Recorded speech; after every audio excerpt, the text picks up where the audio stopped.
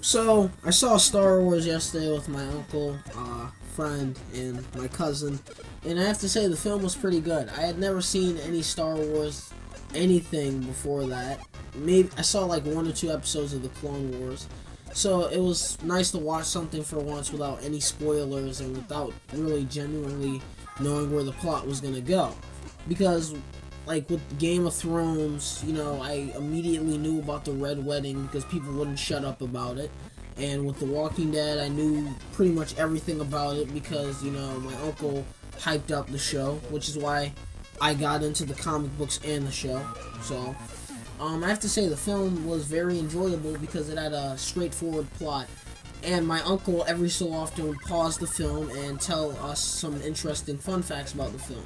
Like how Han Solo's a bad guy, and how George Lucas is kind of a bit of a cock because he refused to release the original films and instead had the crappy remastered versions. And he actually, in the middle of the film, made us switch out the remastered version for the original because he didn't want us to see the Greedo shoots first line because that kind of alters Han's character. And he also mentioned the 12 parsecs thing about how, parsecs is a measure of distance. I gotta say what I most liked about the plot was, I gotta say the space battles. The space battles were awesome. It was pretty obvious they were props, but I didn't really care because the whole Death Star scene where they're flying around and they have to shoot that 2-meter hole and, force that in there, I thought that was pretty cool. And the Obi-Wan between Darth Vader fight scene, for a split second you can see like a stick on the end of the lightsaber. That was kind of funny. The fight scene was pretty good. You didn't even see it. Stop taking my lines. Bruh, I watched the whole film. Shut up for a second, alright? Dang. The movie was very good. I give it an 8 out of 10. Because I like adventure movies. I like when the characters go on this pretty epic quest. And that's all there is to it. Princess Leia, I could have done a little less. I could do without Princess Leia. Princess Leia was annoying. She sucked. Alright, Princess Leia can go eat a... Never mind. I mean, because she was kind of hot, so, I'd hit that, personally. Me. But that's kind of because I'm kind of desperate, so, whatever. The Sand People were pretty funny. It was a pretty funny plot device. I liked it because my uncle, like, as soon as Luke says, "Oh, we can't go after R2 because the Sand People are out there," my uncle's like, "That's racist." So for the entire film, me and my cousin and our friend, we were kind of correlating Sand People, making it seem like they were talking about black people. So it was pretty hilarious. And Luke's like, "Oh look, the Sand People were here. They got the staff and the ropes." So the movie was funny at times. It was a nice mix of comedy and action. And when Ben Kenobi gets all bad apple and he chops that dude's arm off. Hey, I don't like you.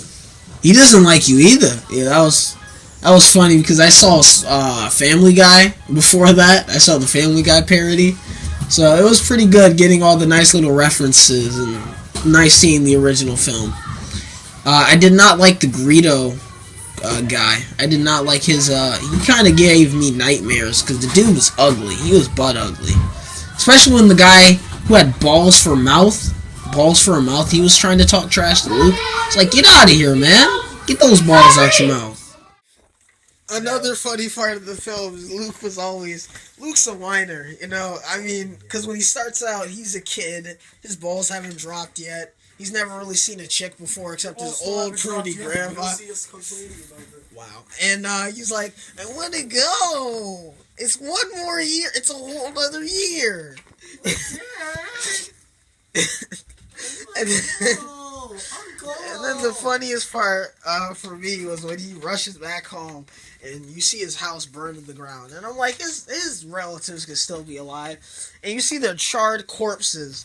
Like, this movie came out in like the 70s or the 80s, I think. This must have been like really dark. And then, Luke goes with Ben the pedophile on a journey that'll change him forever. And he gets a lightsaber. And blah, blah, blah, blah, blah. Changing these... Okay. Yeah, Yeah, so Luke... I mean, the whole film to me seems like a coming of age film, kind of. because Luke grows up and he becomes a warrior, and he wants to become a Jedi, and it's pretty obvious that his uncle and his aunt knew something about Obi-Wan or Ben Kenobi. I can't wait to watch the prequels because I've seriously heard they're the best thing ever. Okay, no one said that. I'm lying. Kill yourself. But yeah. I mean, the prequels. It just really seems to me like George Lucas got lucky because the original draft for Star Wars is pretty bad. And like him, when he tried to remake it the way he wanted to remake it with all the special effects and crap, like you see Jabba, like we're in the regular film we never see Jabba. He's talked about. We don't know what Jabba looks like. But in the remastered version, we see Jabba and he's this nasty booger slime thing. It's gross.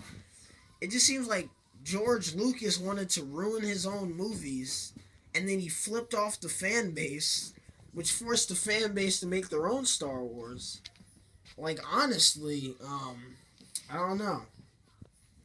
George Lucas, man, like, you suck. I mean, George Lucas doesn't suck. It's like what he tried to do with the new films sucks.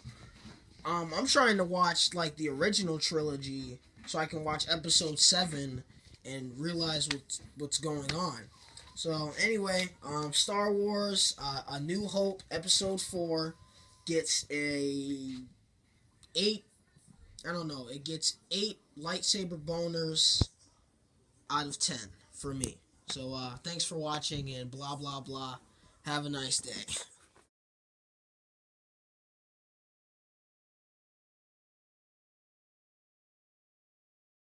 What I learned in boarding school is blankety, blank. I can do this. What I learned in boarding school is what